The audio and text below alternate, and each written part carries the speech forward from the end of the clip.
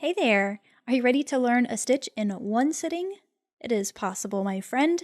This basket weave stitch is perfect for just about any project where texture is a must, and it's really quite simple to learn. So I'll walk you through from cast on to bind off and everything in between, so keep watching.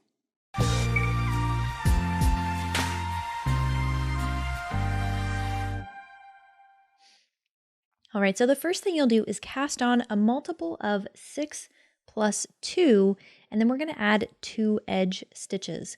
So for this little swatch that I'm working on, I'm using the long tail cast on. You can really use any method you prefer, but I am going to cast on 18, that's my multiple of 6, and then I will add 2, that brings me to 20, and then I will add an edge stitch for each side, and that'll give me 22 stitches. Now we'll be tracking 12 different rows for this stitch pattern multiple. A lot of them are very similar, so don't be intimidated by that. It's a pretty simple stitch pattern. For all of your row 1, we're just going to knit every stitch.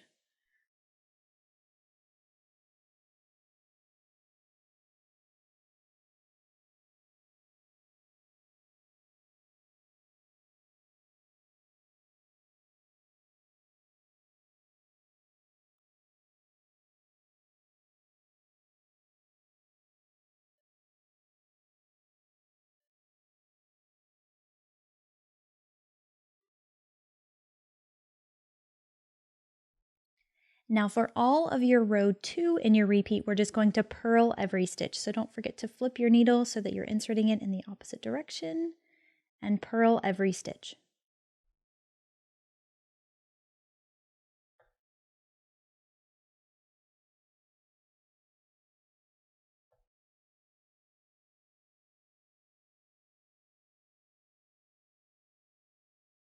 Now for your row 3 repeat, we'll do a little bit of alternating between knits and purls to get that basket weave pattern.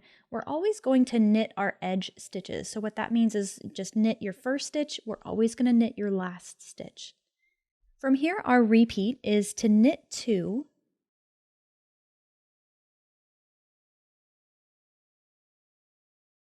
and then purl 4.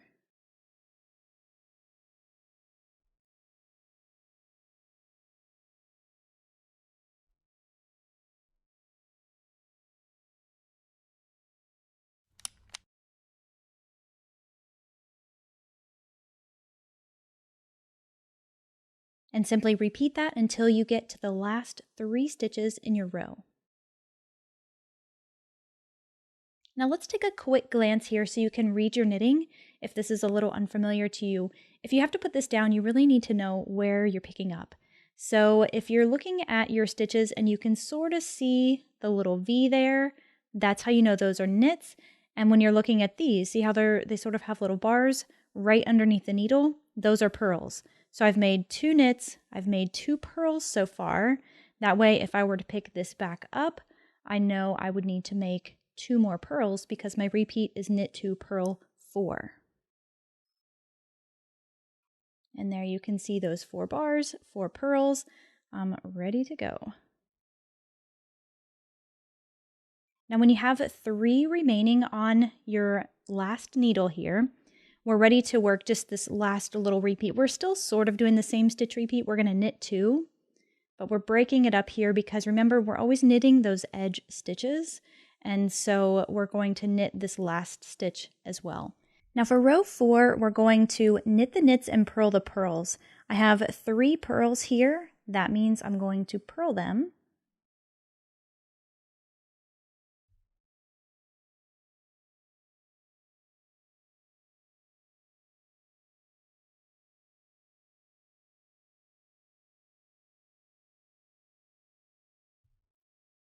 Then I'll come to 4 knits. I will knit all 4 of them. So we're basically flipping our stitch pattern here. Before we had 2 knits and 4 purls. Now we're basically just doing 2 purls, 4 knits.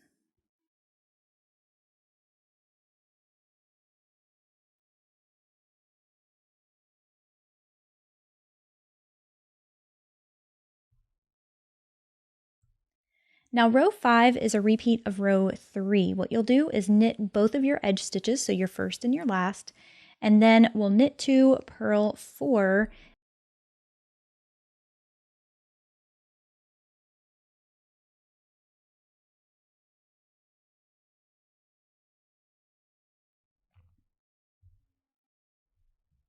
Now row 6 is a repeat of row 4. This is where we're going to knit our knits and purl our purls.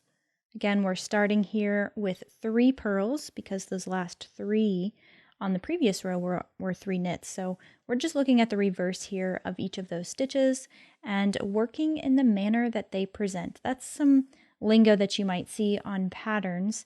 And that's all that means, is that when you see a purl, you purl it. When you see a knit, you knit it.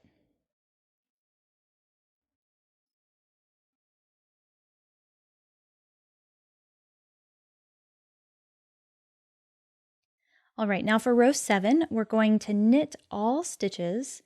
And by the way, your odd numbered rows is the right side of the work. So as I'm looking at this is the right side of the work. One thing I'll note about this though is that it's technically not a reversible stitch pattern, meaning it doesn't look exactly the same on both sides, but it is reversible in the sense that it still looks like a basket weave on either side. But because the stitches are opposite of one another, it just looks a little different from one side to the next, but it still looks good enough to make like a scarf or something like that out of this stitch pattern. Now for row 8, we're going to purl all of our stitches.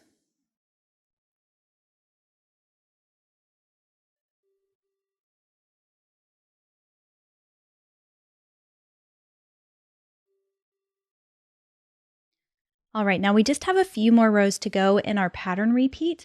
We're on row 9 now, and we're going to knit both of our edge stitches. So that means we're going to knit the first and the last stitch.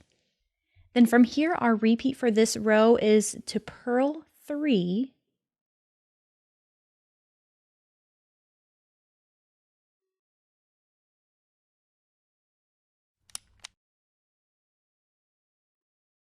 knit 2,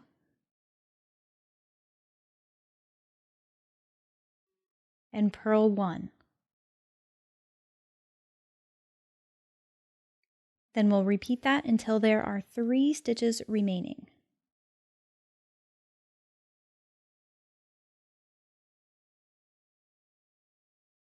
From there, you will purl those 2 second to last stitches, and then you're going to knit your edge stitch.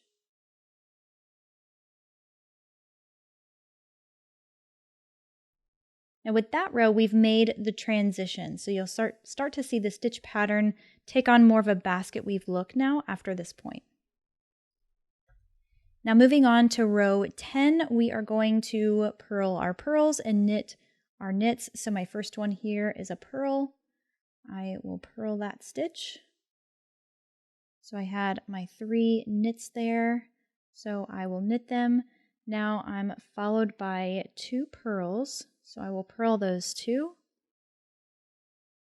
Remember to look for those bars and the V's when you're trying to figure out what is a knit and a purl. If you pull the work down on this first row after the transition, it's a little harder to see the V's, but if you just sort of pull down, then you can see those a little more clearly. And the bars for the purls, they kind of stand out like a sore thumb, so you can't really miss those.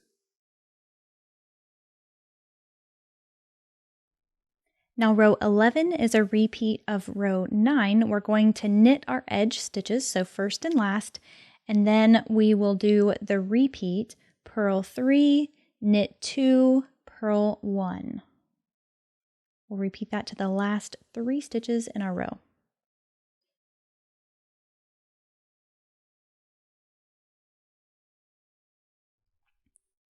Then for the last 2, we will purl 2 and knit that edge stitch.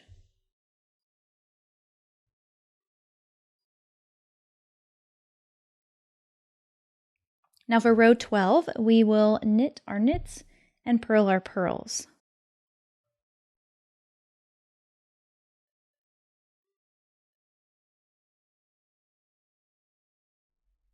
From this point, what you'll need to do is repeat rows 1 through 12 over and over until your project is as long as you want it.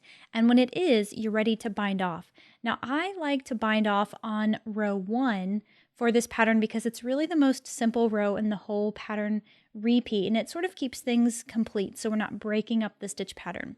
So if you remember, row 1, we're knitting every stitch. So when you bind off, we're still doing that, but of course we need to bind the stitches off as we go. So knit your first 2 stitches and then pull the first one over that second one. And that'll bind off that stitch. And then you will knit the next stitch, pass it over, and repeat that.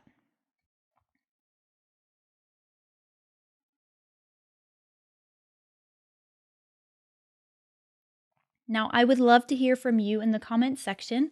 What projects do you plan on making with this stitch pattern? And is there any patterns that you would recommend that I try to teach using the stitch pattern? Leave that in the comments section below. I would love to read that and love to know what you would like to create with the stitch pattern.